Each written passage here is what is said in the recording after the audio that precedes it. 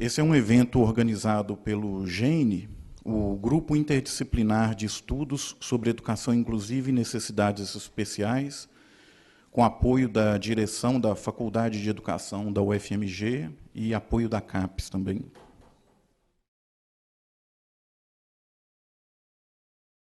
A apresentação hoje, né, da mesa redonda, Inclusão Escolar nos diferentes níveis e modalidades de ensino.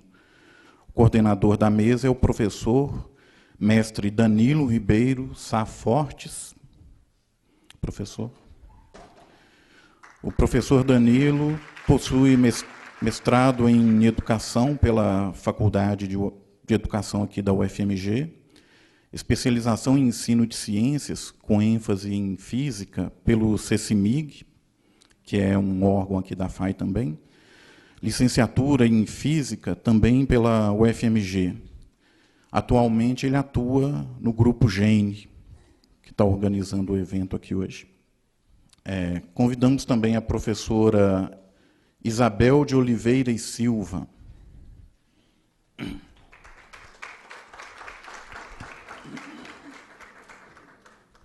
A professora Isabel possui graduação em Pedagogia pela UFMG, mestrado em Educação também aqui pela UFMG, doutorado também aqui pela UFMG, e atualmente é professora adjunta da UFMG, aqui na FAI.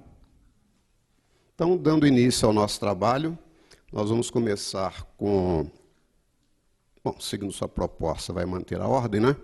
Com a temática da inclusão escolar no ensino infantil, com a professora Isabel, que já foi devidamente apresentada. Professora, fique à vontade, a palavra é sua. Bem, gente, bom dia a todos e a todas, né? É uma alegria estar aqui, é um prazer, né, estar aqui com vocês. A gente sabe que o ciclo já começou desde ontem e estamos vendo aí o trabalho intenso de vocês, né? Poder acompanhar, poder estar presente, de fato, é uma alegria e um presente, na medida em que a gente tem cada vez mais, né, reconhecido a importância de enfrentar, né, de fato, trazer essa discussão da diversidade de um modo geral, né, mas, sobretudo, a questão da inclusão, né, de pessoas, crianças, jovens, né, adultos, né, com deficiências, com transtornos globais de desenvolvimento, com altas habilidades, enfim, de pensar como que os sujeitos da educação, né, nos interrogam das mais diferentes formas, né, e esta é uma delas, esses são sujeitos que cada vez mais têm nos interrogado, né.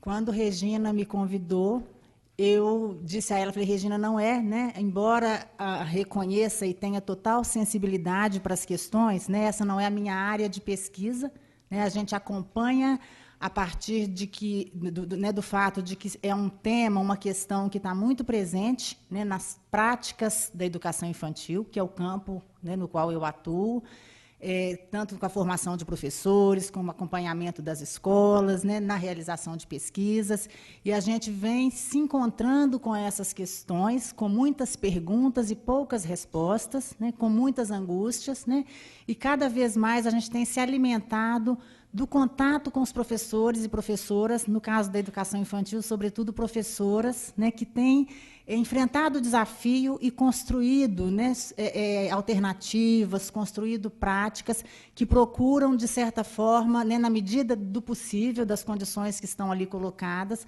oferecer, né, aquilo que essas crianças, né, de 0 a 5 anos têm direito, né, no que se refere à educação escolar, né. Então, eu vou aqui conversar um pouco com vocês, vou tentar não me alongar muito, para a gente talvez pensar muito mais, né, em que desafios estão colocados, né. É uma alegria estar compartilhando a mesa aqui com os meus colegas, né, e, sobretudo, pensar a educação infantil em relação com os demais níveis e modalidades de ensino, né. Isso é fundamental, aí eu já adianto uma das questões muito presentes e importantes para quem hoje está na educação infantil, que é a própria continuidade, a articulação, né, do processo educacional, que as crianças, de um modo geral, e também as crianças que estão em processos de inclusão na educação infantil, na sua continuidade no ensino fundamental e nos demais níveis de ensino. A gente sabe que, em geral, a gente lida muito com a ideia de ruptura, sai da educação infantil, entrou no ensino fundamental, é como se entrasse num outro mundo. Então, são campos que ainda conversam um pouco, guardam as suas especificidades legítimas, que devem existir mesmo, mas há uma necessidade urgente da gente construir formas de articulação, porque a criança continua, é uma experiência que se inicia e continua. Uma outra coisa que eu gostaria de comentar também é o fato de eu estar começando, abrindo essa mesa com as questões da educação infantil. Eu sempre me lembro do nosso querido professor Cury, que sempre chama a atenção. Muitas vezes a gente fala assim, os níveis inferiores, da educação básica, ele vai dizer, não, é o começo, é o início, porque quando a gente vai pensando lá dos pequenininhos, e vai subindo, então, já vamos romper com essa ideia, de estar num nível inferior, mas é o começo. Então, talvez começar aqui com os pequenininhos, com os bebês e com as crianças pequenas, também seja um sinal, de que a gente está compreendendo, todo o processo educacional escolar como algo que começa desde muito mais cedo hoje na sociedade brasileira, E a gente vê que ainda é pouco, essa compreensão ainda é pouco consolidada, no campo educacional de um modo geral, nas próprias faculdades de educação, nos cursos de licenciatura e na própria política educacional. As hierarquias estão aí colocadas também no que se refere aos diferentes níveis de ensino. Então, é com essa perspectiva, de alguém, então, muito vinculada, muito engajada, muito comprometida, militante, da educação infantil há muitos anos, e atuando aqui na UFMG na formação de professores para essa área, que eu venho colocar um pouco as minhas questões, as minhas perguntas, sobre as questões da inclusão, e sobretudo, para conversar com vocês. Já adiantando que essas questões elas estão muito colocadas menos pela minha atividade de pesquisa e muito mais pela minha interação com as professoras que se encontram atuando, na educação infantil. Eu também coordeno o PIB de Educação Infantil aqui na UFMG, e esse tem sido um espaço importante, em que as nossas alunas aqui da Faculdade de Educação vão para a escola, e vão se interrogando, vão trazendo questões, e a questão da inclusão ela está gritando, e pedindo reflexão, pedindo avanços da nossa parte. Nesse projeto, nós temos permanentemente professoras da escola conosco, que também trazem a sua experiência, as suas questões, e temos tido tanto a angústia, compartilhado as angústias delas, quanto tendo a felicidade também de conhecer práticas importantes, práticas desafiadoras que elas têm implementado. Eu vou começar falando um pouco rapidamente do campo da educação infantil, porque nem todo mundo é da área, então, mais para situar a que se refere quando a gente fala dessa etapa da educação. A gente tem alguns marcos na história brasileira, começando aí com a Constituição de 88, que é a primeira que reconhece, que bebês e crianças de até 5 anos devem ter têm direito à educação escolar. Então, ele define lá, no capítulo da educação, e é pela primeira vez na história brasileira que aparece a criança naquele momento, de 0 a 6 anos, no capítulo da educação, na Constituição Federal. Em seguida, um outro marco é a LDB, que, mediante a definição do direito à escola, do direito à educação dos bebês e crianças pequenas, reconhece que essa etapa é a primeira etapa da educação básica. Então, a LDB avança ao fazer esta definição. Não é apenas educação escolar, mas compõe educação básica. E isso traz para a gente um novo conceito de educação básica, um novo conceito de direito à educação. Nessa definição, que a LDB faz, ela define a educação infantil dividida em 2 subetapas, a creche e a pré-escola. A creche para crianças de 0 a 3 anos, a pré-escola para crianças de 4 e 5. Naquele momento era 4 e 6, porque a gente ainda não tinha o ensino fundamental de 9 anos. E isso é super importante, porque ainda hoje, entre os nossos colegas pedagogos, professores, muitas vezes a creche não é compreendida como parte da educação infantil. Às vezes as pessoas falam, você trabalha em creche? Não, eu trabalho em creche, eu trabalho na educação infantil.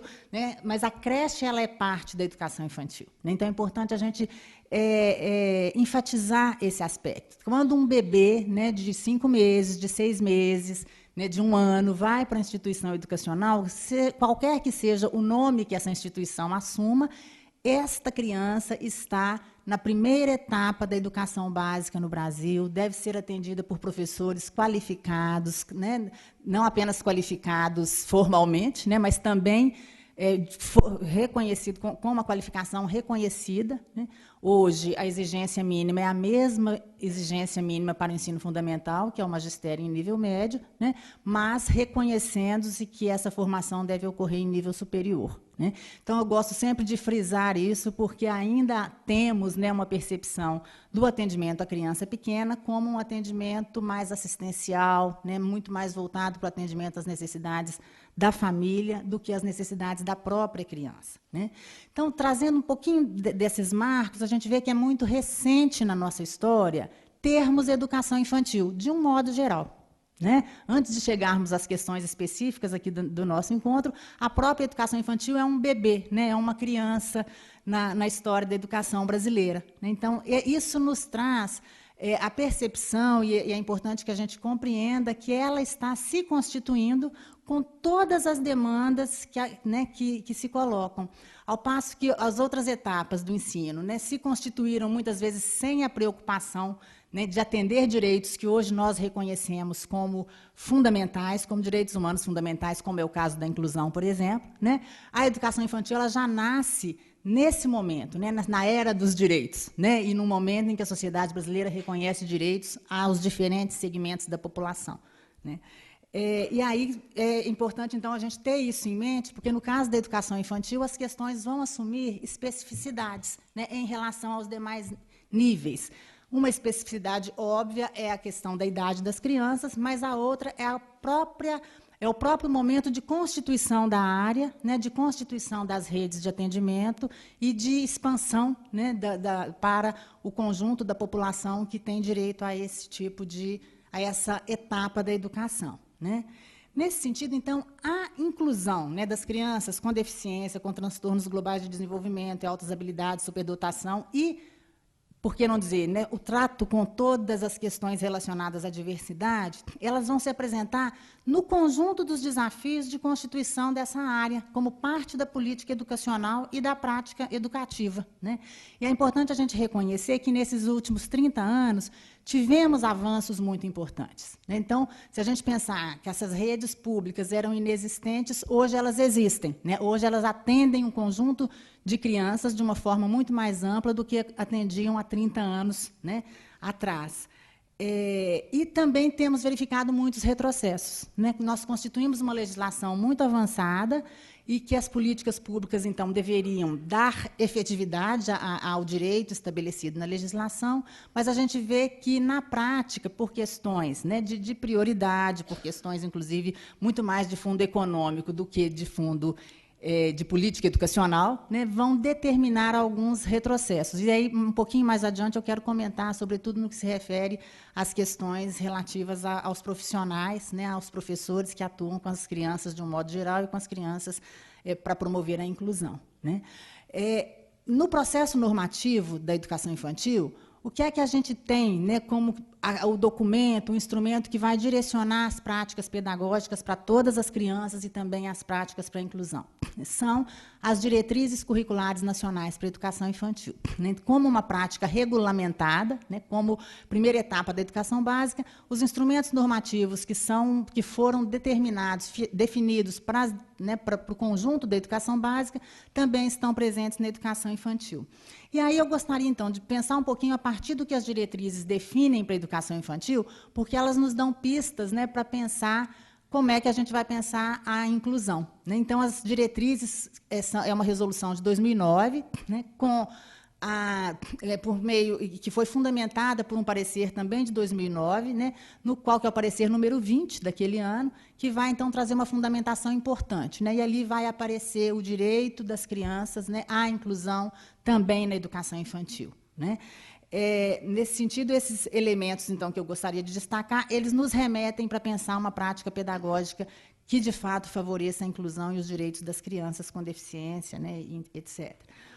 Bem, o primeiro elemento a ser destacado, né, nas diretrizes é que a educação infantil ela é definida como uma etapa da educação que se constitui do compartilhamento, do cuidado e da educação dos bebês e crianças pequenas entre instituições educacionais e as famílias. Isso já traz um elemento de bastante que qualifica essa etapa da educação de uma forma diferente das demais. Se a gente pensar que, historicamente, a educação fundamental em diante, ela surge justamente como uma etapa bastante específica em relação às práticas familiares de educação, a educação infantil ela é pensada como compartilhamento. Se ela é pensada como compartilhamento, as ações de inclusão também se inserem nesse mesmo registro, né? Há uma compreensão de que escola e família compartilham do processo de desenvolvimento dessas crianças, né? Então, esse é um elemento que vai trazer para a educação infantil um desafio a mais, né? Eu creio que vai estar presente também nos demais níveis, mas na educação infantil, considerando a idade das crianças, isso se faz ainda, né, ainda mais forte, mais presente, né? O objetivo da educação infantil, né, o que define, o que sintetiza os objetivos, vão ser pensados em termos de acesso, né, aos processos de apropriação, renovação, articulação de conhecimentos e aprendizagens de diferentes linguagens, assim como o direito à proteção, à saúde, à liberdade, à confiança, ao respeito, à dignidade, à brincadeira, a convivência e a interação com outras crianças. O que isso nos traz de diferente em relação aos demais níveis de ensino? Não temos na educação infantil um rol de conhecimentos pré-definidos, pré-determinados, a que todos devem ter acesso da mesma forma e no mesmo tempo. Então, essa característica também já nos indica pistas, né, já nos dá indicações sobre como pensar, né, a experiência das crianças num processo de inclusão na educação infantil, né? As diretrizes vão determinar ainda que, para a efetivação desse objetivo, né, o processo pedagógico, o trabalho pedagógico, ele deve assegurar a educação em sua integralidade, entendendo o cuidado como algo indissociável do processo educativo. Então, isso está muito presente na educação infantil como determinação legal, né? Se nos demais níveis de ensino a gente tem, sim, que trazer para a nossa prática a dimensão do cuidado, na educação infantil é uma obrigação legal, né? E aí também nós temos, né, um elemento bastante coerente, né, com as práticas que esses sujeitos vão nos demandar na instituição escolar. E ainda, para finalizar essa questão das diretrizes, no mesmo artigo, né, que é o artigo 8º, vai indicar que, no cumprimento dos seus objetivos, as instituições devem assegurar a acessibilidade de espaços, materiais, objetos, brinquedos e instruções para as crianças com deficiência, transtornos globais de desenvolvimento e altas habilidades de superdotação.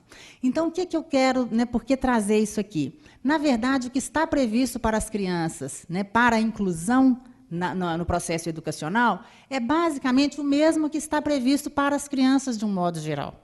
Então, é importante a gente pensar que as crianças, né, o ser humano, o brasileiro, quando nasce, né, ele nasce e é garantido a ele o direito de contar com uma instituição que lhe assegure essas possibilidades, né, de interações, de brincadeira, de acesso a experiências por meio de múltiplas linguagens, né, de múltiplas formas de expressão, né. Então, isso está na base, está na origem do pensamento pedagógico que orienta as práticas, ou pelo menos que deve orientar, né, as práticas na educação infantil, né?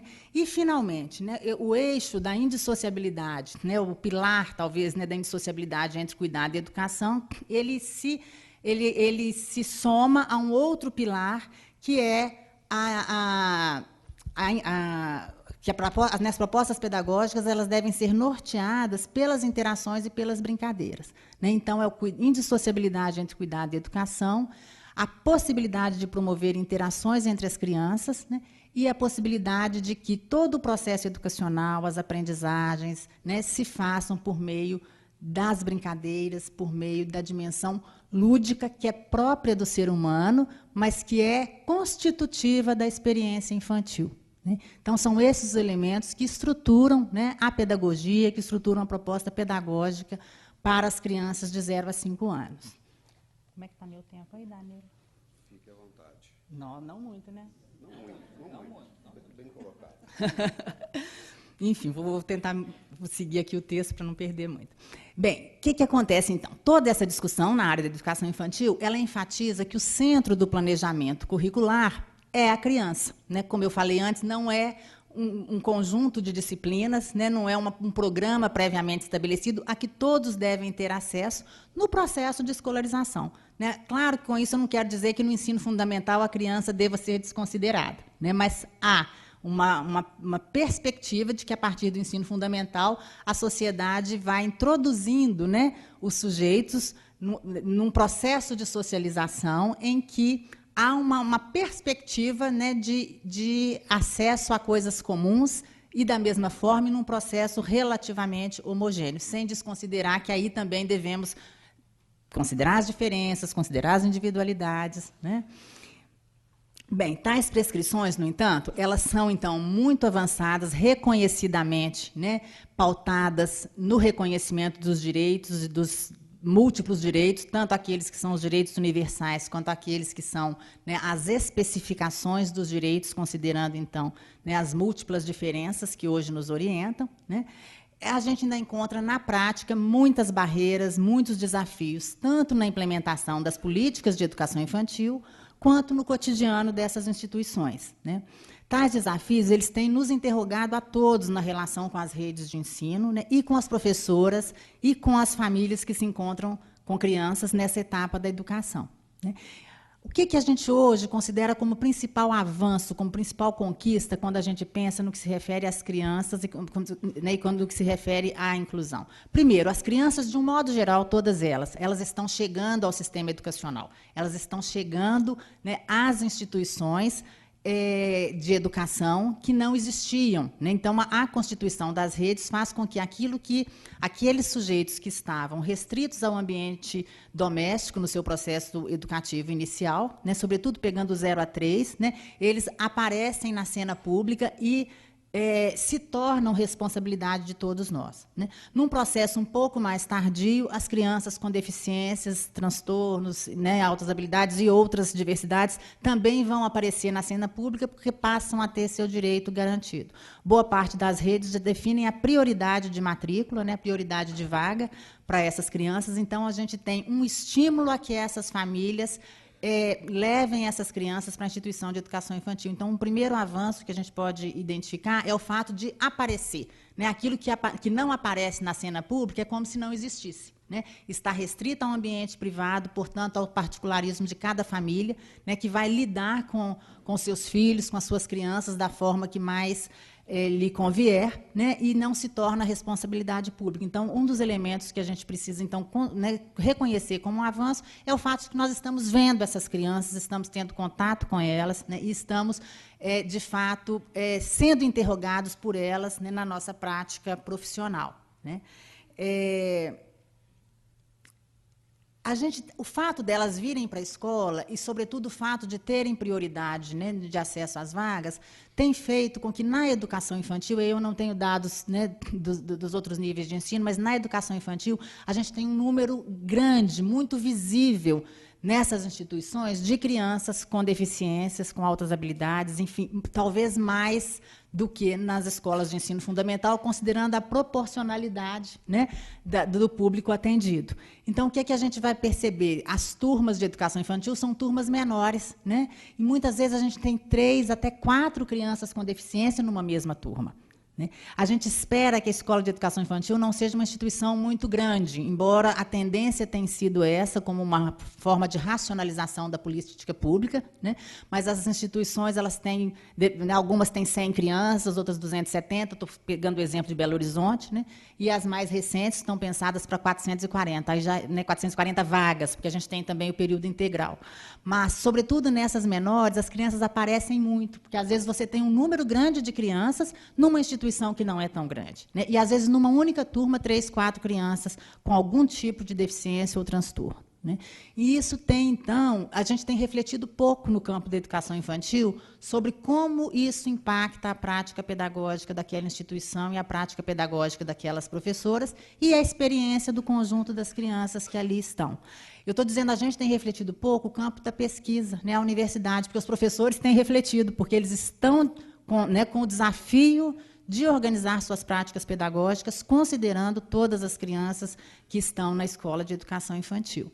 E os professores, a gente, no contato com essa rede, a gente percebe que esse desafio tem sido percebido de forma ambígua, né? Muitas vezes é um problema, né? Eles dizem, olha, isso é um problema, não estou conseguindo trabalhar porque eu tenho muita criança de inclusão na minha sala. Tem 5. Às vezes o professor vem e diz, né, muitas vezes algumas que não estão reconhecidamente, né, com o laudo médico que define um determinado deficiência ou transtorno, mas o professor identifica e muitas vezes enquadra essa criança, né, entre as crianças que eles, né, correntemente vão dizer crianças de inclusão. Então, na verdade, o professor está diante dessa questão e muitas vezes ele vê como um problema, como um empecilho a uma prática pedagógica, porque a própria concepção que se tem de prática pedagógica é aquela em que eu vou desenvolver um processo educacional homogêneo, igual para todas as crianças, né? Embora, como nós vimos antes, o que está prescrito é o oposto disso, mas a nossa formação docente, né, ainda não deu conta de constituir uma subjetividade docente que pense a prática pedagógica de uma outra forma, né, mais distante da homogeneização e mais próxima da ideia de que as crianças viverão múltiplos processos na instituição de educação infantil, né? Então, isso é constitutivo da subjetividade docente e que também está presente na educação infantil, embora todos os instrumentos normativos digam o contrário, né? E temos também aqueles professores que vão tomar isso como desafio, né? E é no contato com esses professores que tomam como desafio que a gente tem aprendido, né, o que é que a gente precisa, de fato, fazer avançar, né, na instituição de educação infantil e na própria pesquisa no campo da educação infantil, né? Então, nessa segunda parte, agora eu vou tentar, né, relacionar de uma forma breve o que eu percebo como são desafios importantes da política hoje no campo da educação infantil e os desafios colocados para as instituições, os professores que nelas atuam, né? No caso dos desafios para a política, tanto a própria implementação da política de atenção e de atendimento às crianças, né, na educação infantil, quanto as políticas de formação de professores, né? Então, uma que se sobressai, que é muito importante, na verdade, não tem aqui uma hierarquia na minha fala, né, a ordem aqui é meramente da organização da fala, né, são as condições físicas e materiais das instituições de educação infantil. A gente sabe que, historicamente, a educação infantil ocupou espaços adaptados, né, muitas vezes de outras instituições, de outros espaços das comunidades, né, ou de outras escolas de ensino fundamental que, ao, né, ser definido o direito das crianças pequenas, reservaram alguns espaços para as turmas, para as classes de educação infantil. Então, a dimensão, né, dos espaços físicos, ela é um desafio muito grande.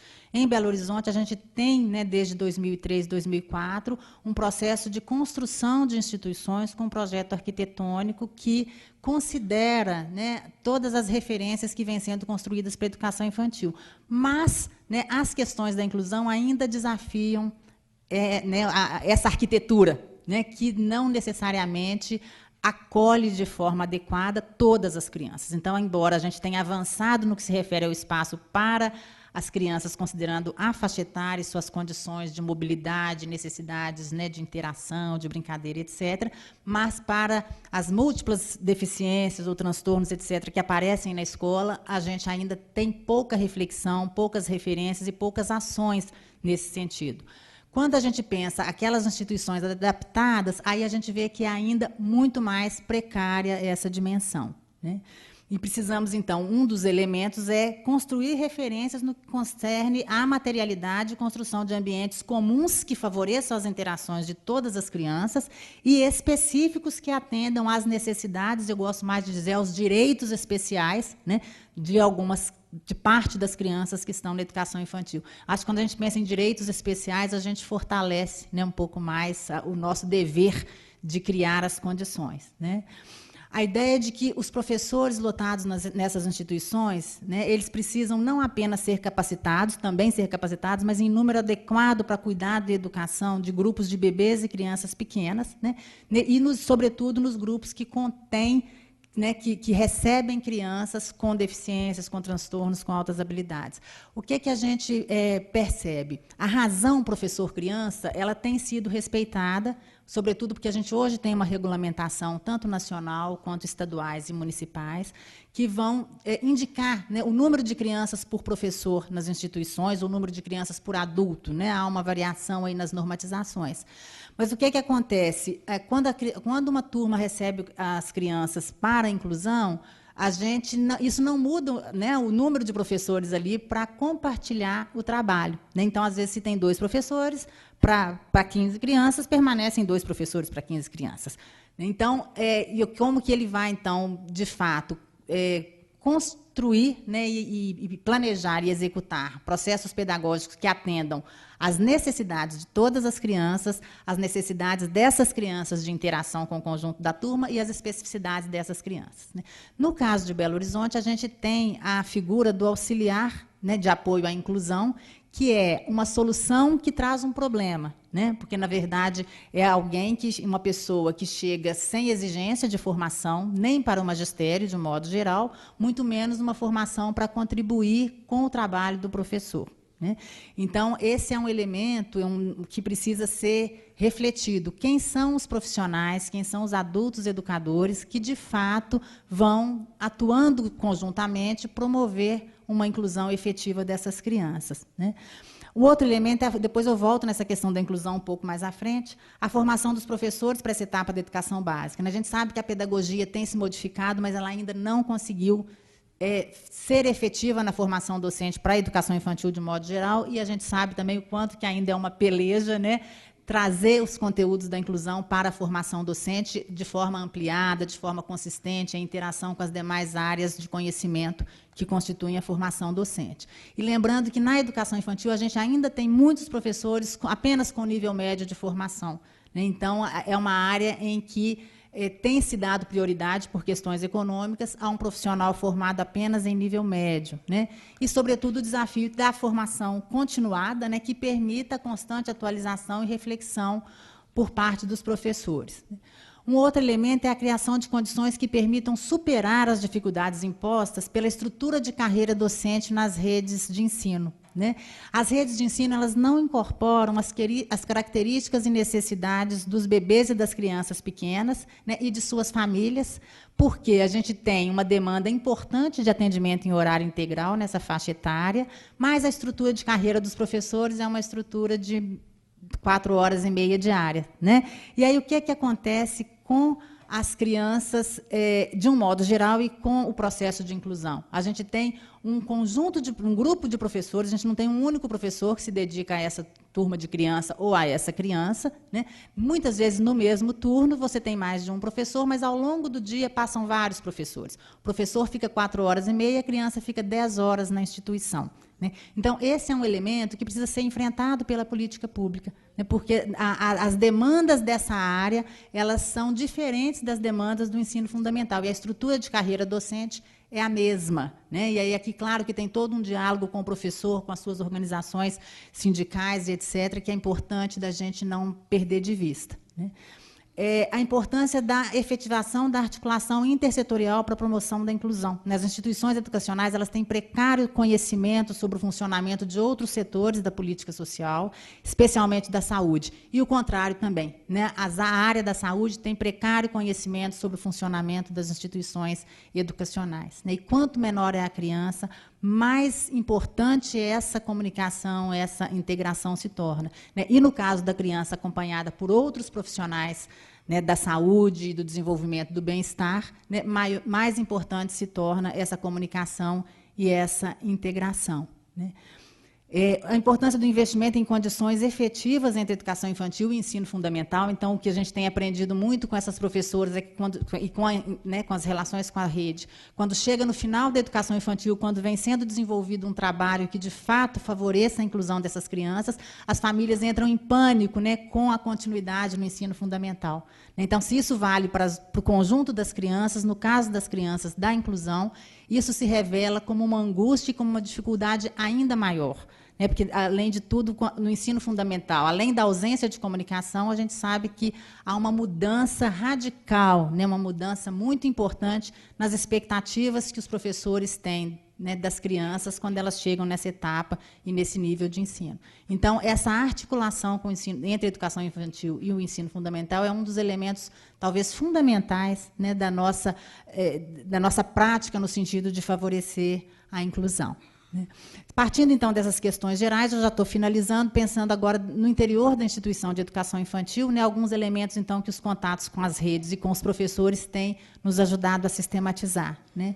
O projeto político-pedagógico, eu brinco muito com os meus alunos quando vão para o estágio, que o projeto político-pedagógico nunca existe, né? É muito difícil ter acesso a ele está sempre em construção, os professores, às vezes, já viram parte, a gente não sabe muito o que acontece com essa história do PPP, ele é quase é meio que um mistério, né? Mas o que a gente percebe com o contato com as professoras, né? Quando elas estão desenvolvendo um determinado projeto, e um determinado trabalho específico com as crianças com deficiência, o que acontece? São trabalhos individuais, né? São trabalhos que não estão previstos no conjunto das práticas daquela instituição. E, nesse sentido, é muito difícil de se conquistarem as condições adequadas para que aquele trabalho continue e, sobretudo, para assegurar que ele seja um projeto comum de todos os educadores que atuam naquela instituição. Então, assim, uma reflexão sobre a construção dos projetos políticos pedagógicos, né, tendo como referência, né, o direito à inclusão, é algo fundamental da gente fomentar, né, nas instituições de educação infantil. A efetivação, né, de práticas de coordenação pedagógica que, de fato, articule o trabalho de diferentes professoras que atuam ao mesmo tempo, né? Como eu disse, com a criança pequena, a gente vai ter sempre mais de um adulto, mais de uma professora, e eu estou usando professora porque é a maioria, de fato, na educação infantil, né, são as mulheres, né?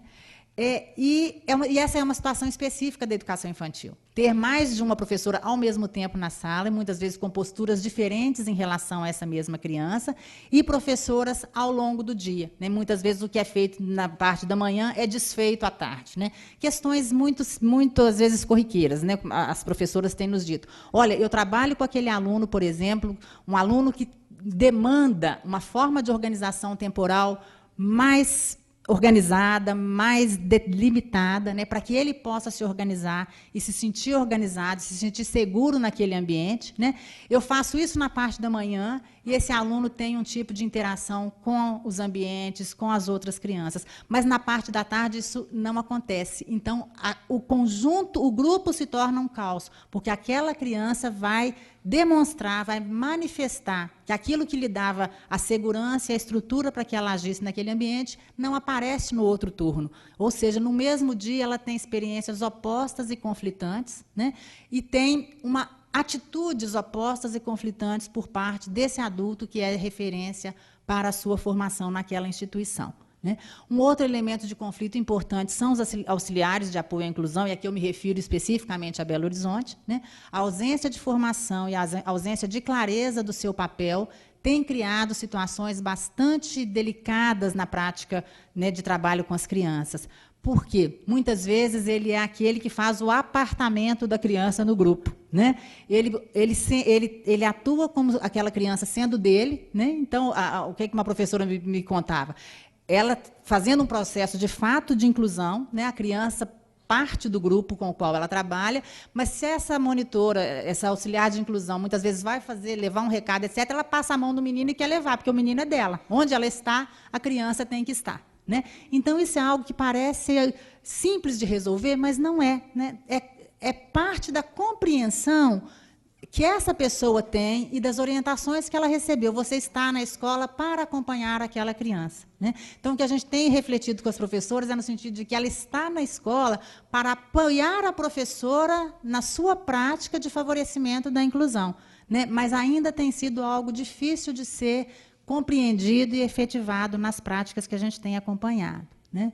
Então, a importância é que essa coordenação pedagógica da escola seja capaz também de favorecer a formação dessa pessoa, né, e a integração das suas ações no conjunto do projeto político-pedagógico, né?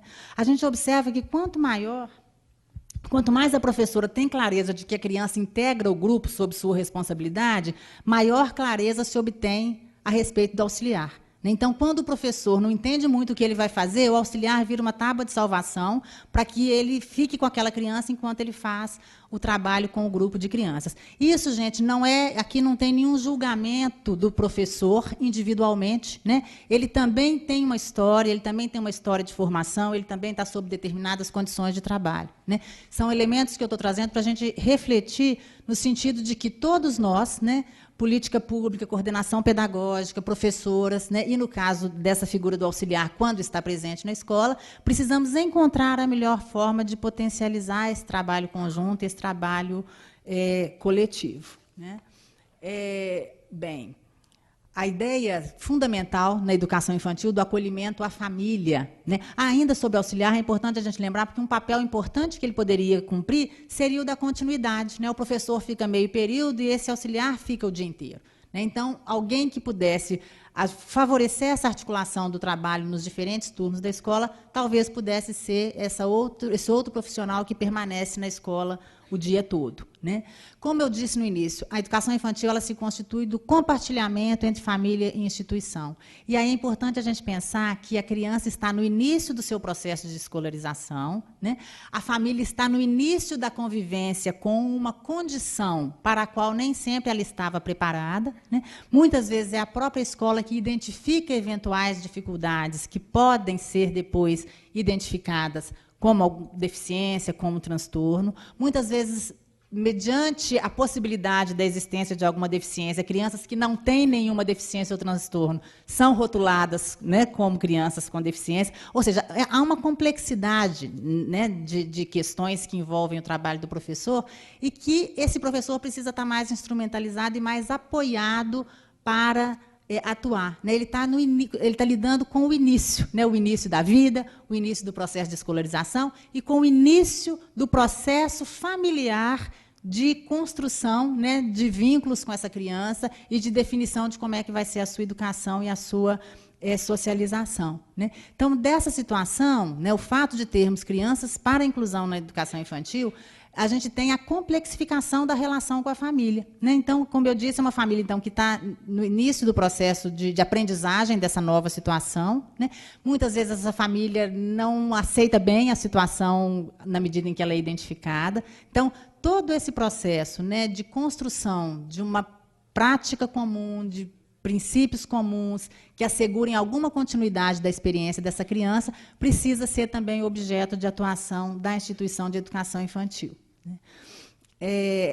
Bem, deixa eu pular aqui, né? Bom, o outro elemento, a questão da clareza das diferenças entre o trabalho com os bebês e com as crianças maiores, sobretudo no que se refere às relações entre eles. É muito diferente pensar uma criança com alguma deficiência ou transtorno num berçário, por exemplo, em que as formas de interação e de percepção mútua, né, são ainda numa fase bastante inicial, né, com aquelas que já estão num estágio de desenvolvimento mais avançado, que já desenvolveram mais a linguagem oral e mesmo a mobilidade, né, em que elas, então, precisam aprender com essa experiência coletiva a conviver naquele espaço. As crianças, né, as demais crianças e as crianças que são consideradas as crianças da inclusão, né.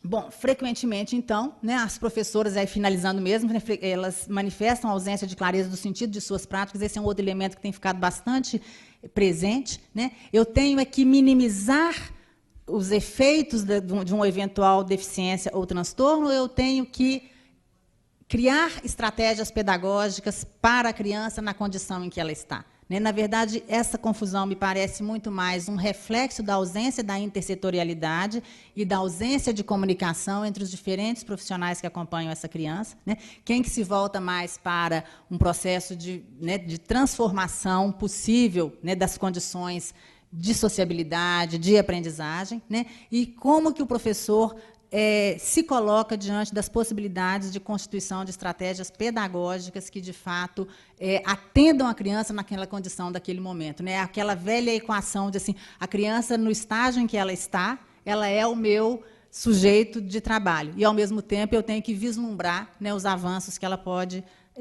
conseguir, né? E aí, finalmente, gente, né, eu considero importante destacar, né, que, a despeito das condições ainda insuficientes da inclusão, existem práticas que caminham no sentido de traduzir os princípios que regem a inclusão, considerando que as deficiências, os transtornos, as altas habilidades são apenas uma das dimensões das crianças. É bonito a gente perceber que há, sim, professoras que têm conseguido, né, lidar, estar no dia a dia com essas crianças sem ver a deficiência, sem ver o transtorno, mas ver a criança, e essa é uma das dimensões, né, como as outras crianças também têm múltiplas dimensões que as constituem, né? Então, me parece urgente, no que concerne ao nosso papel aqui na universidade, né, que essas práticas sejam investigadas, né, não apenas aquilo que não está dando certo, mas, sobretudo, que a gente conheça as boas práticas, porque eu não tenho dúvida de que é o professor que vai nos ajudar a conseguir compreender melhor o que é que vai funcionar, o que vai, de fato, atender o direito das crianças, né? E que, no que se refere às políticas educacionais, né, que essas práticas podem ser fortalecidas por meio do apoio efetivo, que supõe, né, condições objetivas adequadas, a projeto pedagógico que oriente concepções e práticas comuns no interior da instituição de educação infantil, né, evitando conflitos de práticas ali no cotidiano, e a efetivação da intersetorialidade, né, essa última fundamental, sobretudo porque a instituição de educação infantil ela é um dos principais contextos de desenvolvimento humano no início da vida, né? As crianças, quanto menores elas contam com a família e com a instituição de educação infantil, né? São escassos outras possibilidades de convivência, outras possibilidades de interação para as crianças de um modo geral e também para o caso da inclusão, né? Então, acho que a ideia, né, da intersetorialidade ela tem que orientar a política pública e orientar o trabalho das instituições de educação infantil, né? Bem, gente, agradeço, devo ter extrapolado, né, Danilo? Eu ponho o relógio aqui, mas não adianta, tá? Muito obrigada, espero que a gente continue aqui a nossa conversa, tá bom?